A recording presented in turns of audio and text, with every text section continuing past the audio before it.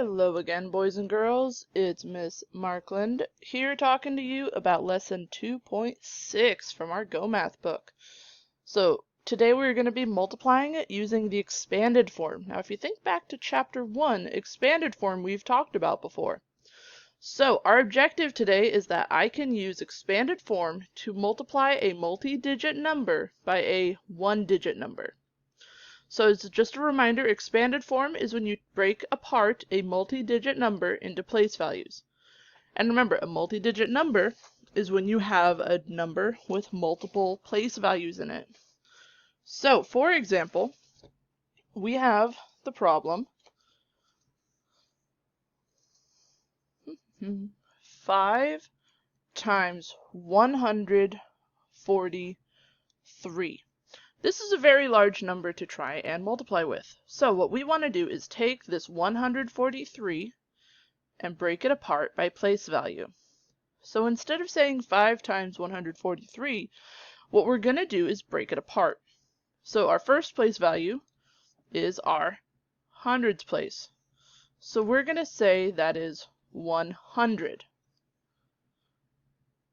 Now we're going to use a plus sign because expanded form is when you break it apart by place value, but you're still able to add them together to get your original number. So after 100 we have the tens place, which what is in the tens place? Right, 4 tens, which is the same as 40.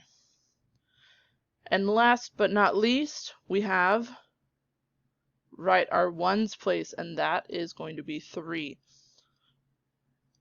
So what we're going to do is we're going to say that this is 5 times 100 plus 40 plus 3. That's still a little bit scary, but what this means is that we're going to take this apart and multiply it. So just like in 2.5, how we did that little area model, we're going to do something similar. And this time though, we aren't going to have to worry about the boxes like on graph paper, because we don't want to have to try and count 100 boxes over for this 100. So we're going to try and use some abstract thinking where we don't have to have all those little boxes there for us. So just like yesterday, we have our 5. So the 5 goes on this side. Then we have our 100. So I'll put my 100 plus, then I have my 40. Plus, last but not least, my 3. So that gives me 100 plus 40 plus 3 along the top. Now what we're going to do is split those up into their own individual sections. So in this first box, we're going to multiply 5 times 100. Good.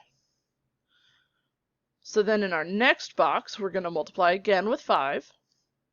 But instead of 5 times 100, now we're going to do 5 times 40. Awesome job. And last but not least, we're going to use that 5 again and multiply it times 3. Great. So let's go ahead and go back to our first one. 5 times 100.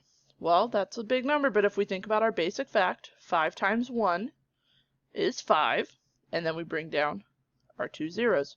So 5 times 100 is 500.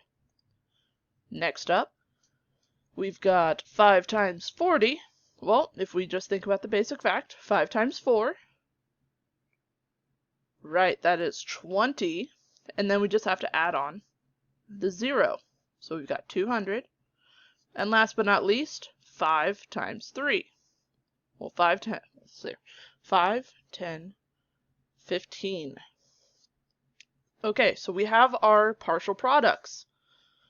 And partial products are where we take the place values and multiply them out. So we have a part of the answer in each place value now. So now what we're going to do is take all of those partial products, the 500, the 200, and the 15, and we're going to add them together.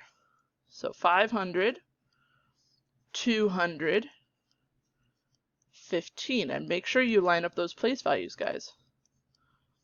So 0 plus 0 plus 5 is 5, 0, 0, 1, 5 plus 2 is 715.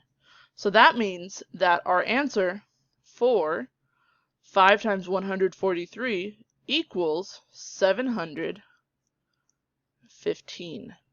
Because we use those expanded form partial products, that's how we got it. So, remember, just break it apart by place values, guys, and do just like we did in lesson 2.5, where we're multiplying it into those partial pieces. All right? Have a great rest of your day. We'll see you later.